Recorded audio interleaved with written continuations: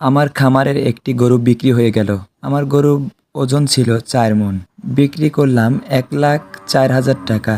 সুপ্রিয় দর্শক, আপনার খামারকে এগিয়ে নিতে হলে সঠিকভাবে যত্ন নিতে হবে, তাহলেই লাভবান হতে পারবেন। কিন্তু খামারে সর্বপ্রথম আপনাকে ঘাস আবাদ করতে হবে। সুপ্রিয় দর্শক, আপনারা ভিডিওতে যে ঘাসটি দেখতে পাচ্ছেন এটা পাকচং 1 হাইব্রিড ঘাস। যাদের এই ঘাসের কাটিং লাগবে অবশ্যই স্ক্রিনে থাকা নাম্বারে যোগাযোগ করবেন।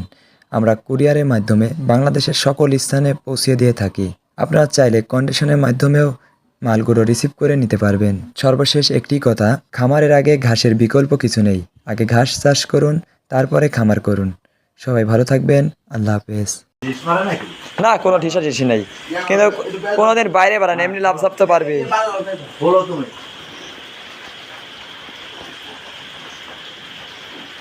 হ্যাঁ,